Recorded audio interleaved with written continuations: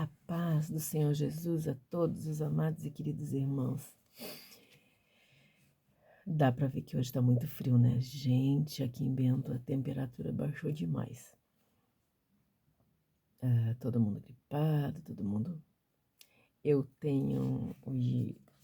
queria dividir com os irmãos a minha alegria. Acabei de ganhar um netinho que nasceu, né?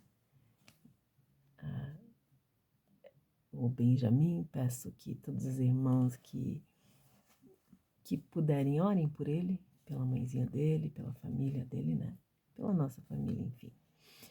Vamos seguir os nossos estudos, então, ali no capítulo 21 do livro de Levíticos. Vem comigo. Disse ainda o Senhor a Moisés: fala aos sacerdotes, filhos de Arão, tu lhe dirás: um sacerdote não poderá profanar-se por causa de alguém do seu povo que venha a morrer, a não ser que um parente muito chegado como mãe, pai, filho ou irmão, ou irmã virgem, dependente dele por ainda não ter marido. Por causa dela poderá tornar-se impuro. Não poderá tornar-se impuro e contaminar-se por causa de parentes ou como líder do meio do seu povo. Não farão tonsura na cabeça, não raparão a extremidade da barba e nem farão cortes no corpo, em sinal de luto. Serão consagrados a seu Deus e não profanarão o nome do seu Deus, porque são eles que apresentam as oferendas queimadas diante do Senhor, o pão do seu Deus, e devem ser fiéis e viver em santidade. Não tomarão por esposa uma filha prostituta ou desonrada, nem uma mulher prostituta ou desonrada, e nem uma mulher repudiada por seu marido, pois o sacerdote é consagrado para Deus. Tu o tratarás como santo, pois oferece o pão do teu Deus. Será santo para ti, pois eu sou santo. Eu, o Senhor, que vos testifico. Se a filha de um homem que é sacerdote se desonra, prostituindo-se, profana de igual forma seu pai e deve ser queimada viva diante de vocês. O sumo sacerdote que tem a preeminência entre seus irmãos, sobre cuja cabeça foi derramado o óleo da sua unção, que recebeu a investidura ao se revestir das vestimentas sagradas, não deverá deixar de cuidar e pentear os cabelos, nem rasgar as roupas em sinal de luto, conforme a tradição entre o povo. Ele não poderá tocar numa pessoa morta, mesmo que seja o seu próprio pai, a sua própria mãe. Isso o tornaria impuro. Não sairá do santuário a fim de não profanar o santuário de seu Deus, pois leva sobre si mesma a consagração do óleo da unção de seu Deus. Eu sou o Senhor. Tomará por esposa uma mulher ainda virgem, a viúva, a mulher repudiada ou a desonrada por atos de prostituição, não as tomarás por esposa, porque somente uma virgem dentro de seu povo tomará por esposa. Porque assim não profanará sua descendência, porque eu sou o Senhor que a santifico. Disse mais o Senhor a Moisés: fala a Arão, ordena-lhe: nenhum dos teus descendentes, em qualquer geração, se aproximará para apresentar ofertas de pão ao seu Deus. Se tiver alguma mácula, pois nenhum homem pode apresentar ofertas de alimento. Caso tenha algum defeito, seja cego, aleijado com defeito na face ou corpo deformado. Ninguém com uma perna ou braço quebrado, ninguém que seja corcundo ou anão, ninguém que tenha doença nos olhos ou que tenha sarna ou qualquer doença na pele, ninguém que seja castrado. Nenhum descendente do sacerdote Arão que tiver algum defeito poderá apresentar oferta queimada ao Senhor. Se nele houver alguma mácula, tem defeito, e por isso não se poderá se aproximar para oferecer o pão ao seu Deus. Esse homem poderá se alimentar dessas ofertas, tanto as que são sagradas como as santíssimas. Entretanto, ele não poderá chegar próximo da cortina, o véu do lugar santíssimo, tampouco chegará perto do altar, pois tem um defeito, e por isso tornaria impuro todos os objetos sagrados. Eu sou o Senhor.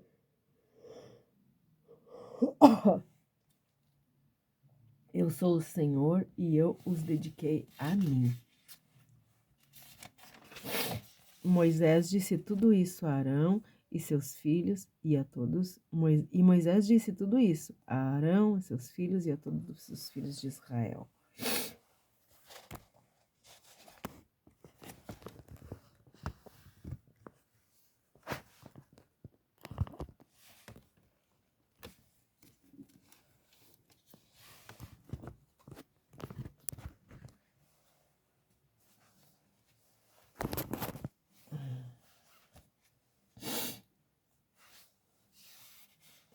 Queridos, então,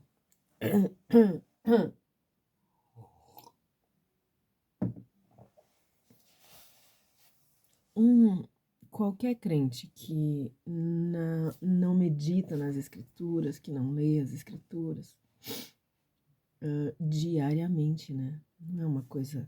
As escrituras não são uma coisa pra gente olhar de vez em quando, pra gente dar uma olhadinha num versículo como se ele fosse mágico, para fazer algum tipo de magia, de feitiçaria, né? Não. A gente precisa, se realmente nós cremos, nós precisamos meditar nas escrituras todos os dias. Um crente que não medita nas escrituras todos os dias é superficial e nunca chega à estatura de um cristão. Nunca. Não tem como. A fé salvadora é em Jesus Cristo, que precisa ser amadurecida todos os dias com base sólida na palavra de Deus. Não é possível que um verdadeiro cristão viva na imoralidade, ou tenha uma vida promíscua, ou alimente pensamentos perversos. Precisamos ter muito cuidado com o nosso coração, queridos. Um crente não pode alimentar nenhum tipo de pensamento de imoralidade, de perversidade ou de maldade, né? Nem de vingança, nem nenhum tipo de sentimento que não venha de Cristo. O coração humano ele é enganoso e não é capaz de produzir santidade em si mesmo de forma nenhuma.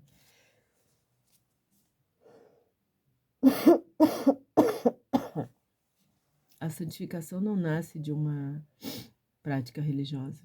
Não tem nenhuma prática religiosa que possa produzir santidade no coração humano, queridos. Nenhuma. É porque esse, na verdade, é um atributo de Deus. A santidade é um atributo de Deus, somente dele. E é ele mesmo quem dá a quem deseja viver no seu reino. Mas precisa querer viver no seu reino. Aqueles que vêm a ele e que desejam realmente viver no seu reino, no reino de Deus, nesse reino de amor, nesse reino de luz, então ele dá santidade. E a gente sabe que o cristão nasceu porque ele se torna santo, dia após dia. Ele lê as escrituras, ele medita nas escrituras e ele santifica a sua vida nesta palavra. O que é santificar a sua vida nessa palavra? É aprender essa palavra, meditar nela e ir transformando todos os seus pensamentos, moldando todos os seus pensamentos, moldando todas as suas atitudes com base no que ele vai aprendendo nas escrituras e se santificar. Se afastando de tudo que desagrada a Deus, se afastando de tudo que Deus não se agrada, né? Se afastando do mundo, se afastando das coisas que contaminam a mente, o coração, os olhos e o corpo desse crente. E assim ele vai se tornando um cristão cada dia mais. Vai se tornando cada dia mais parecido com Cristo. No livro de Levíticos aqui, nós temos aprendido tanto, né, com os sacerdotes. né? Eles precisavam ser santos antes de servir o santuário. Não podia servir no santuário sem ser santo. E, portanto, isso é uma ordem para nós, para os crentes de todas as épocas. Nós devemos ser santos antes de servir a Deus na congregação. Nós precisamos aprender de Deus, aprender na Bíblia, nos separar completamente do mundo para poder servir a Deus na congregação. E aqui nos versículos... Perdão, queridos. Do versículo 1 até o versículo 4. A santidade, ela restringe completamente a relação com mortos. Os sacerdotes, eles ficariam contaminados se eles tocassem em algum cadáver humano. Depois, nos versos 5 e 6, a santidade está relacionada à aparência do cristão.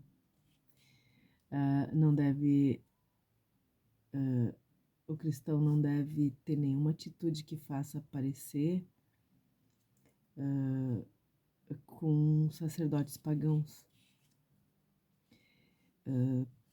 Nenhuma atitude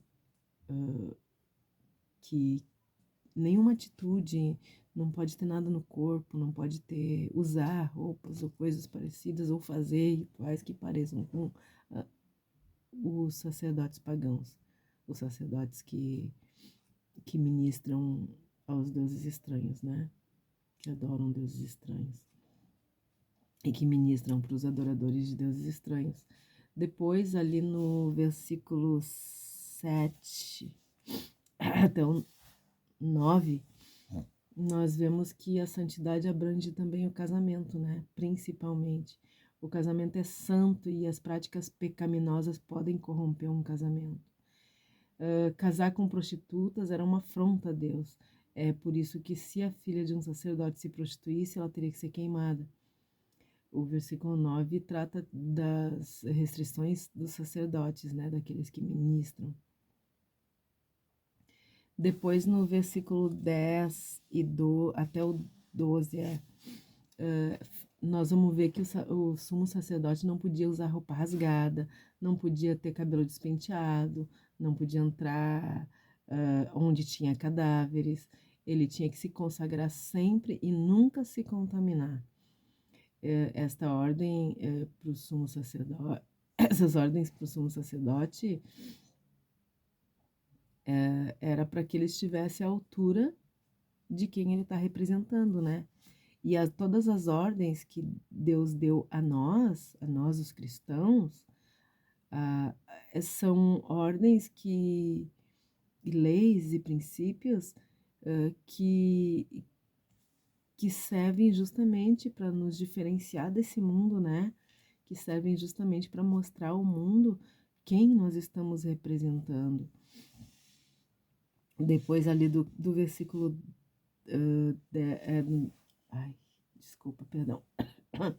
do versículo 13 até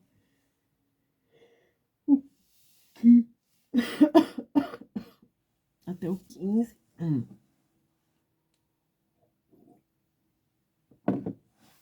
Perdão, queridos, dos 13 até o 15, a gente vai ver que o sumo sacerdote podia casar desde que a esposa não fosse viúva, divorciada e nem prostituta, porque senão ele podia se contaminar, ele não podia se contaminar, né, na verdade, de forma nenhuma. E depois nos versículos 16 até o último, até o 24, queridos, nós entendemos que o sacerdote não podia de forma nenhuma se contaminar. O sumo sacerdote não podia ter defeito físico, ele tinha que ser perfeito para oferecer ofertas perfeitas a Deus. Toda exigência de Deus tinha como objetivo a santificação, porque ele abomina a corrupção. Ele precisava ser enérgico para bloquear completamente a cultura pagã no território do seu povo escolhido, né? Deus exige sempre mais dos líderes por causa da influência que eles exercem sobre o povo. A santidade é o sobrenatural de Deus. O homem natural, ele é imundo por natureza. Então, o homem natural, ele é imundo por causa da natureza dele, né? Mas é por isso que a santificação é uma coisa sobrenatural. Ela é um processo de Deus. É só quando Deus entra mesmo, né, que ele vem morar dentro da gente, habitar dentro da gente, quando o Espírito Santo habita em nós, então nós vamos nos tornando santos, sim. Mas o Espírito só habita em nós quando a gente estuda e medita nessa palavra, busca a Deus em oração com o simples e único objetivo que é de ser santificado por ela, de moldar a nossa vida à Escritura, de ser parecido com Cristo. Nesse momento acontece o sobrenatural de Deus. Ele nos santifica realmente nessa palavra, através dessa palavra.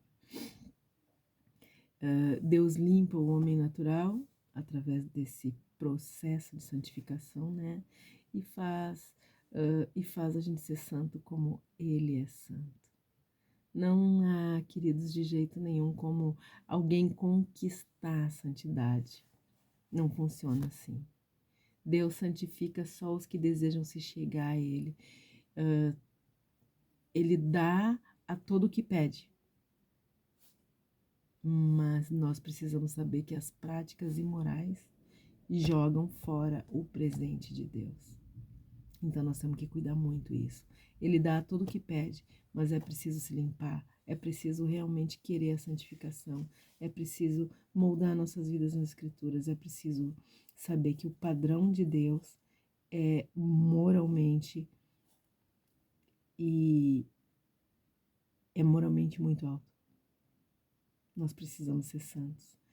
Não é, mas eu acho que isso aí Deus entende. Não, Deus não entende, Deus não tem que nos entender, quem tem que entender e aceitar somos nós. Que Ele manda, se Ele é Senhor, Ele manda. E nós obedecemos. E nós cuidamos em tudo que fazemos e dizemos para que o nosso Deus de forma nenhuma não se afaste de nós. Para que de forma nenhuma o nome do nosso Deus seja profanado entre os imorais, entre os ímpios. Santifica a tua vida na palavra do Senhor. Santifica, queridos, porque Ele é santo. Busca Deus, busca a palavra de Deus, busca conhecê-lo, busca entender a palavra de Deus. Ora, todo aquele que pede, recebe. Ele tem prazer em santificar aqueles que pedem para ser santificados. Que Deus nos abençoe e nos guarde, que tenha misericórdia de todos nós, que Ele perdoe os nossos pecados e que Ele faça resplandecer o seu rosto sobre todos nós.